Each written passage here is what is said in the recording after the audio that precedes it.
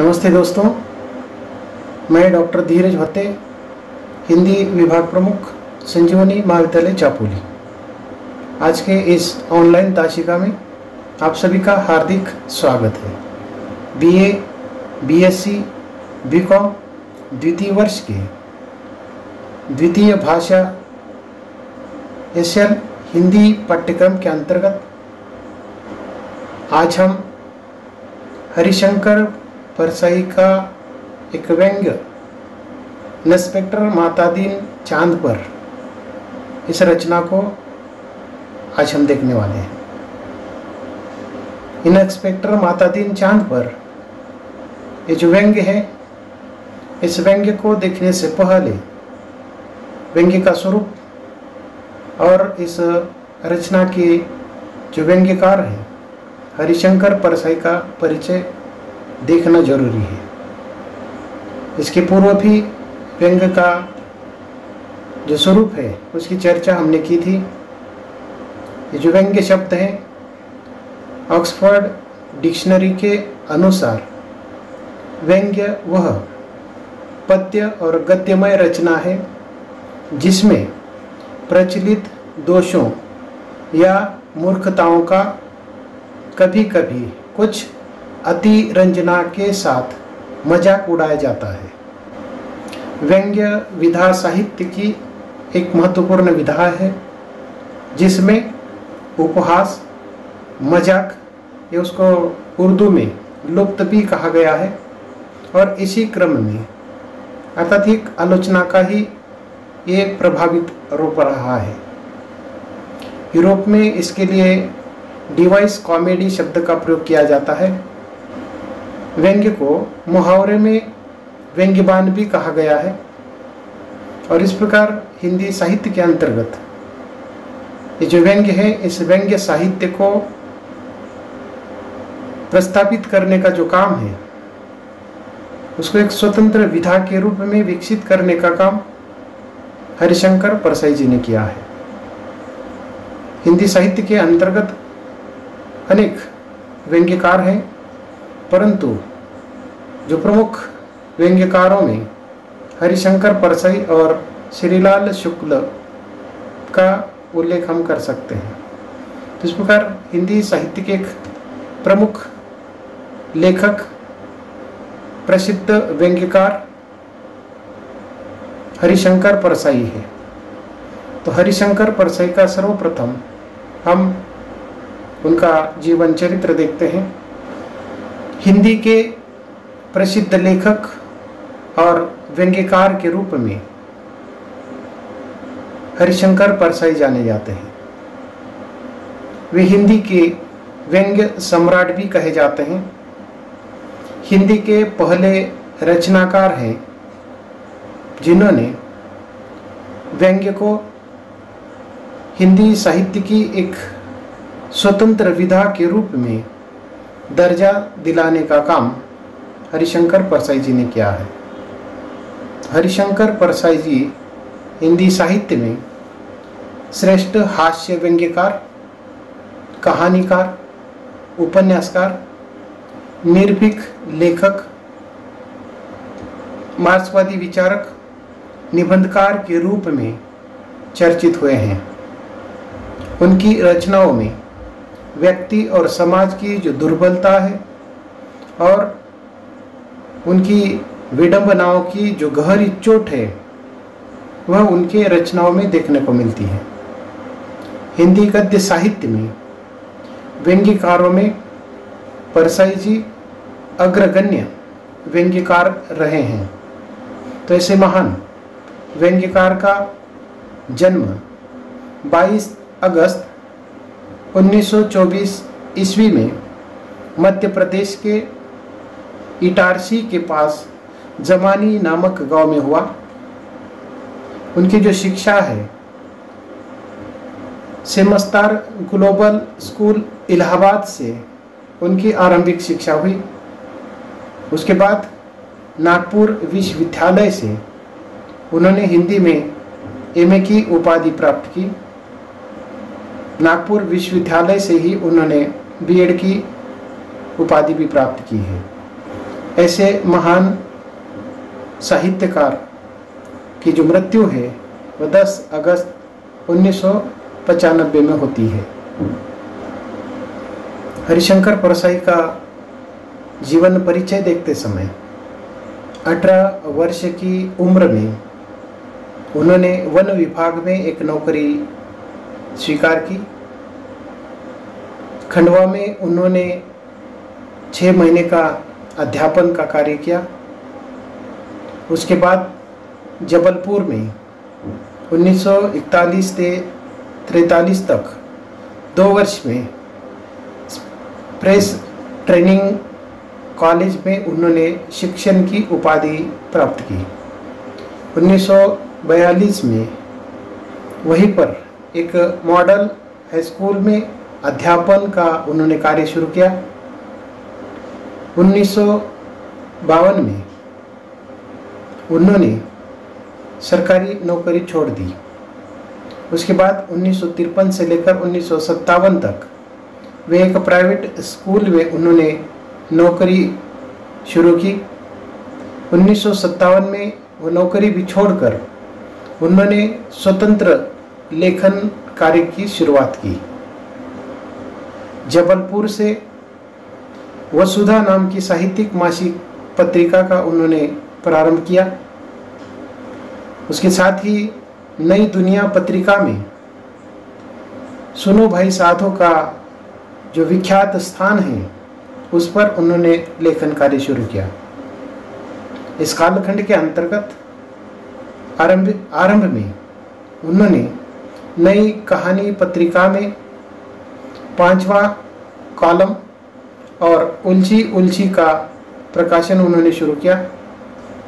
कल्पना नामक पत्रिका से उन्होंने और अंत में कहानी का प्रकाशन किया। साथ ही उपन्यास एवं निबंध के क्षेत्र में भी उन्होंने लेखन शुरू किया।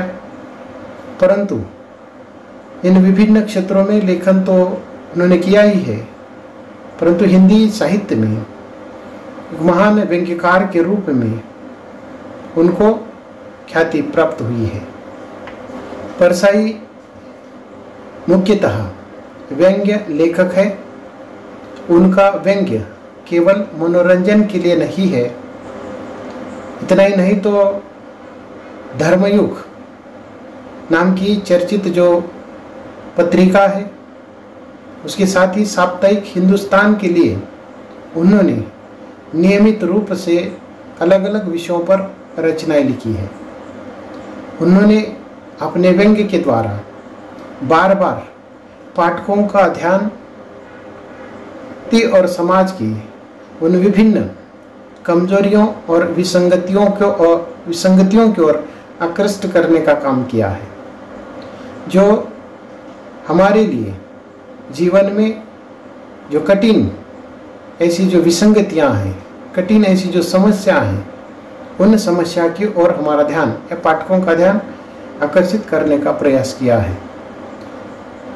हरिशंकर परसाई जी ने सामाजिक और राजनीतिक जीवन में व्याप्त जो भ्रष्टाचार है या शोषण की जो प्रवृत्ति है उस पर करारा व्यंग्य करने का प्रयास अपने व्यंग्य साहित्य में उन्होंने किया है।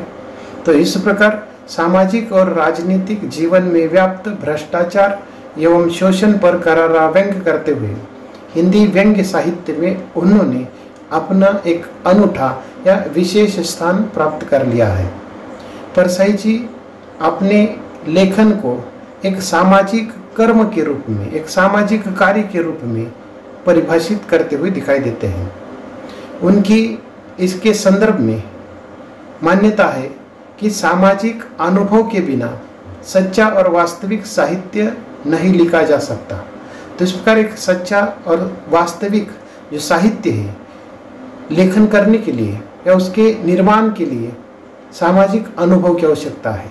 तो इस प्रकार का एक महान सामाजिक जो अनुभव है हरिशंकर परसाई ने प्राप्त किया था और अपने इस सामाजिक अनुभव के आधार पर उन्होंने सामाजिक और राजनीतिक क्षेत्र की जो वास्तविकता है उसको विषय बनाकर विभिन्न प्रकार के व्यंग्य करने का काम उन्होंने किया है। परसाई जी मूलतः एक महान व्यंग्यकार रहे हैं। सामाजिक विसंगतियों के प्रति उनकी जो गहरी सोच रही है और उसके साथ साथ उन्होंने अपने सच्चाई के साथ ये जो सामाजिक विसंगतियां हैं उन सामाजिक विसंगतियों पर सच्चाई के साथ प्रकाश डालने का काम किया है। परसाई जी ने अपने साहित्य के अंतर्गत अपने समय की जो सामाजिक परिस्थिति है उस परिस्थिति का अपने रचनाओं के लिए उपयोग किया है। इस पर अपने समय की सामाजिक समय का या सामाजिक जो परिस्थिति है उसका उपयोग उन्होंने अपने रचनाओं के अंतर्गत किया है। उनका समूचा जो साहित्य है वर्तमान से मुठभेड़ करता हुआ दिखाई देता है, यानी कि एक संघर्ष की जो भावना है, एक विरोध अर्थात उनके साहित्य के अंतर्गत हमें देखने को मिलता है। तो उनके व्यंग्य का उद्देश्य व्यवस्था में सुधार लाना रहा है। तो इस प्रकार यहाँ जो भी सामाजिक और राजनीतिक विषय हो, समस्या हो, तो उसके विरोध में वह मुठभेड़ करते हैं, संघर्ष करते हैं, तीव्र शब्दों में व्यंग्य करते हुए अर्थात ये जो व्यवस्था है उस व्यवस्था में सुधार करने के लिए मजबूर करते हैं या सुधार की दृष्टि से वह प्रयास करते हुए दिखाई देते हैं। परसाई जी ने हिंदी साहित्य में व्यंग्य विधा को एक नई पहचान देने का प्रयास किया है। तो इस दृष्टि से हिंदी साहित्य में हरिशंकर परसाई का अपना एक साहित्यिक जो अस्तित्व है वह देखने को मिलता है। तो इस दृष्टि से हरिशंकर परसाई जी ने जबलपुर और रायपुर से प्रकाशित होने वाली एक पत्रिका देशबंधु में उन्होंने पाठकों के लिए प्रश्नों के उत्तर देने का एक विशेष जो कार्यक्रम है चलाया। उस देशबंधु नामक अखबार में उनका एक विशेष कॉलम रहता था और उस कॉलम के लिए जो शीर्षक दिया गया था वह पारसी से पूछे, यानी परसाई से पूछे। इस प्रकार उस अखबार के माध्यम से लोगों के जो प्रश्न हैं उन प्रश्नों के उत्तर देने का काम हरिशंकर परसाई करते थे। और धीरे धीरे ये जो पत्रिका है या उनका ये जो कॉलम है वह लोगों में इतना चर्चित हो जाता है, इतना ही नहीं तो सामाजिक और राजनीतिक प्रश्नों की और उन्होंने ध्यान आकर्षित करने का महत्वपूर्ण काम भी किया है। और धीरे धीरे ये जो अखबार है या कॉलम है तो उसने इतना व्यापक रूप धारण किया कि इसकी चर्चा अंतर्राष्ट्रीय स्तर तक होने लगी। और इस प्रकार आरंभिक कालखंड के अंतर्गत लोगों के प्रश्नों के उत्तर देते हुए लोगों को उन्होंने गंभीर विषयों पर प्रश्न करने के लिए मजबूर किया। सामाजिक और राजनीतिक क्षेत्रों के जो गंभीर प्रश्न हैं लोग परसाई जी से करने लगे और उसका उत्तर उन्होंने इस कॉलम के माध्यम से दिया है। तो इस प्रकार यह जो पहल थी आरंभिक कालखंड में लोगों को शिक्षित करने के उद्देश्य उन्होंने इस प्रकार का कॉलम शुरू किया था। परंतु धीरे धीरे उसका जो रूप है इतना व्यापक हो जाता है कि लोग उनके जो सवाल जवाब सुनने के लिए या उस अखबार को पढ़ने के लिए लोग सवेरे उस अखबार का इंतज़ार करते थे। तो इस प्रकार परसाई जी का ये जो देशबंधु अखबार का ये जो कॉलम है, प्रश्नोत्तरों का जो कॉलम है, इतना चर्चित हुआ जिसके कारण लोगों को उन्होंने शिक्षित करने का या सामाजिक और राजनीतिक क्षेत्र की विभिन्न जो समस्या है उन समस्याओं का हल निकालने की दृष्टि से या उनको लोगों को जागरूक करने की दृष्टि से महत्वपूर्ण कार्य किया है। उनकी साहित्यिक जो रचनाएं हैं उसके अंतर्गत सर्वप्रथम कहानियों के क्षेत्र में उन्होंने कई कहानियों की रचनाएं की है। उनकी कहानी संग्रहों के जो नाम हैं, हंसते हैं रोते हैं, जैसे उनके दिन फिरे, भोलाराम का जीव, ये उनके 3 कहानी संग्रह प्रकाशित हुए। उपन्यास के क्षेत्र में भी उनके रानी नागफनी की कहानी, तट की खोज, ज्वाला और जल नाम के 3 उपन्यास प्रकाशित हो चुके हैं। संस्मरण के क्षेत्र में तिरछी रेखाएं नाम से उनका एक संस्मरण भी प्रकाशित हुआ है। हिंदी व्यंग्य क्षेत्र में उन्होंने अनेक व्यंग्य लेख लिखे हैं।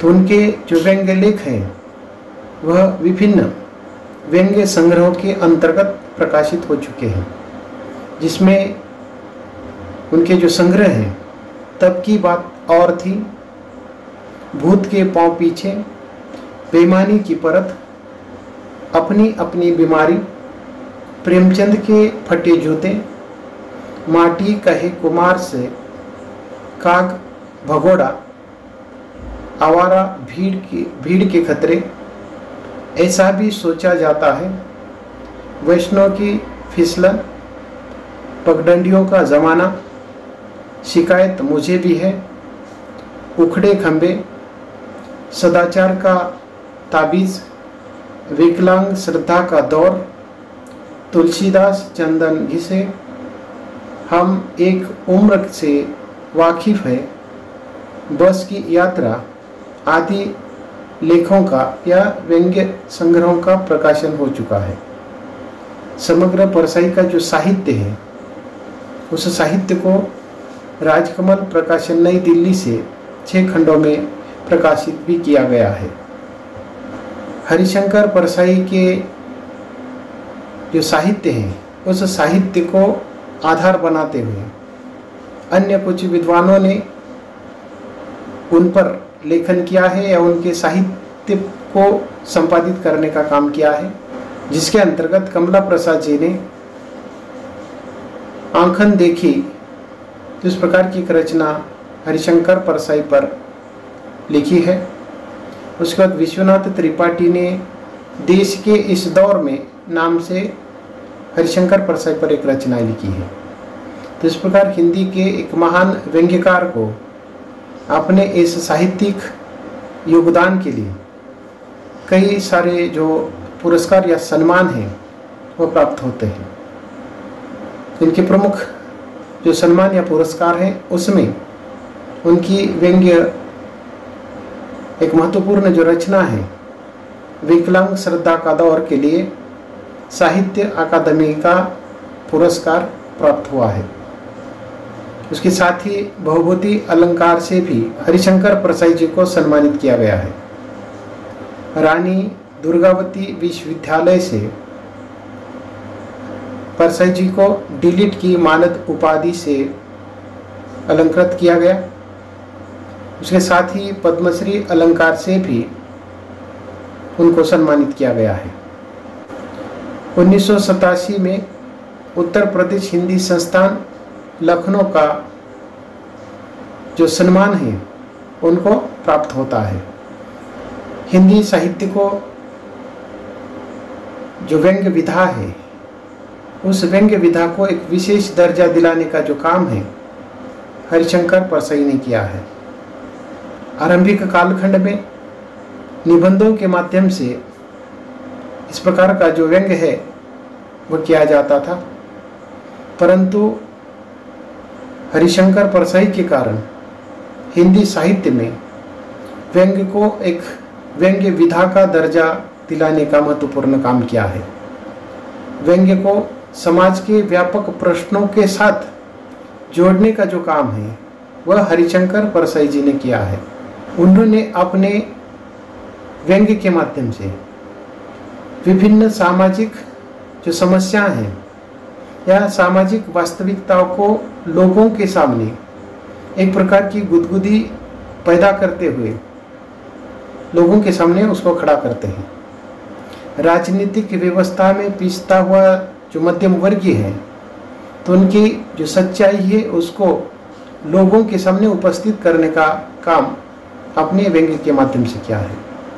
सामाजिक जो पाखंड है या विभिन्न प्रकार की जो रूढ़िवादी जीवन मूल्य हैं उसकी पहचान लोगों को कराने की दृष्टि से विभिन्न विषयों को उन्होंने अपने व्यंग्य के अंतर्गत स्थान दिया है।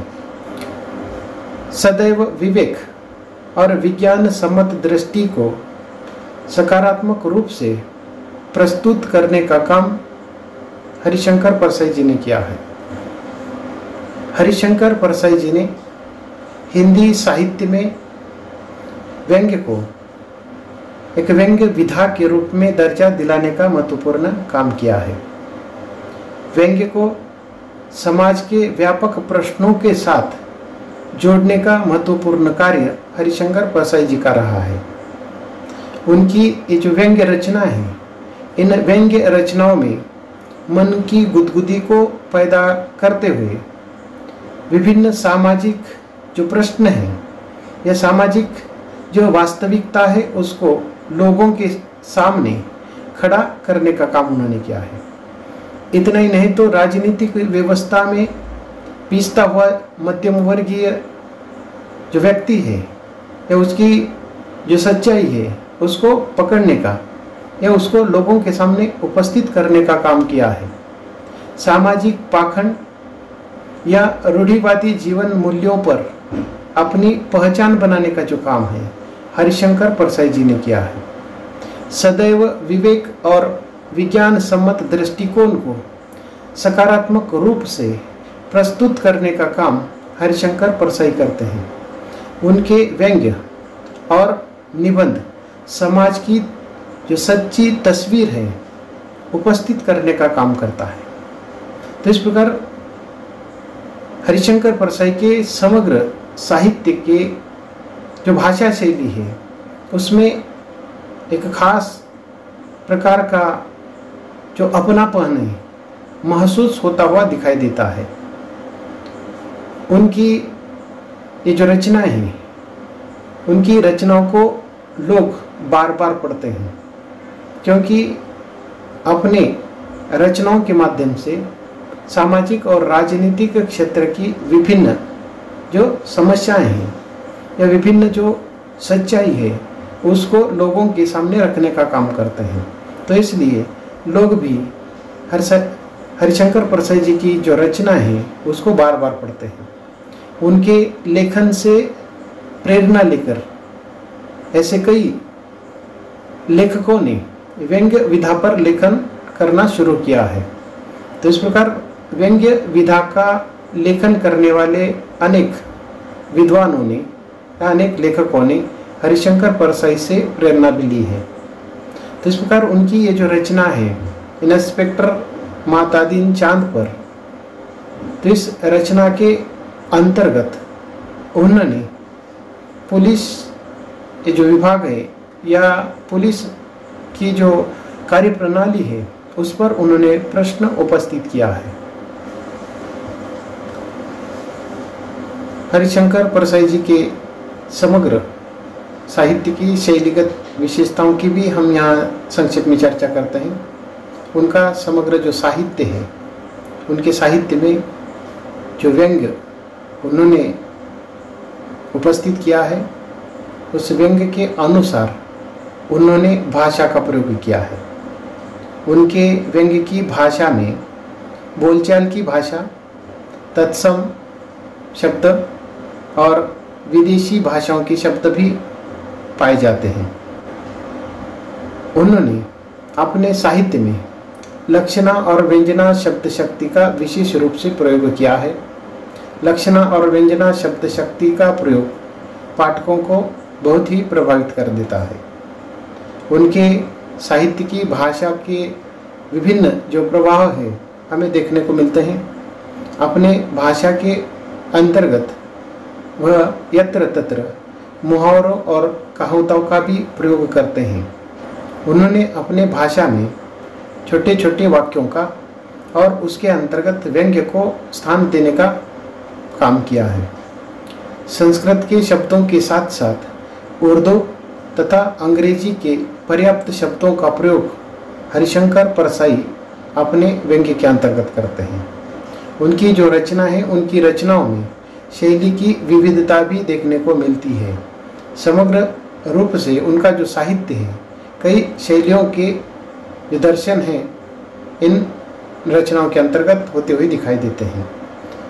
उनके साहित्य में जिन विभिन्न शैलियों का प्रयोग हुआ है उसके अंतर्गत व्यंजनात्मक शैली, प्रश्नात्मक शैली, विवेचनात्मक शैली, सूत्रात्मक शैली, भावात्मक शैली जैसी कई शैलियों का प्रयोग उन्होंने अपने साहित्य लेखन के अंतर्गत किया है। तो इस प्रकार सामाजिक रूढ़ियों, राजनीतिक विडंबनाओं तथा सामाजिक समस्याओं पर जो करारा व्यंग्य है करने का महत्वपूर्ण कार्य हरिशंकर परसाई ने किया है और इस क्षेत्र के अंतर्गत उन्होंने यथेष्ट जो कीर्ति है वह प्राप्त की है। उसके साथ ही मानवीय दुख और पीड़ा का अनुभव कर उसे दूर करने का प्रयत्न हरिशंकर परसाई अपने रचनाओं के माध्यम से करते हैं। तो इस दृष्टि से हिंदी साहित्य को एक गौरव प्रदान कराने का महत्वपूर्ण जो योगदान है हरिशंकर परसाई को दिया जा सकता है। हम यहाँ रुकते हैं। धन्यवाद।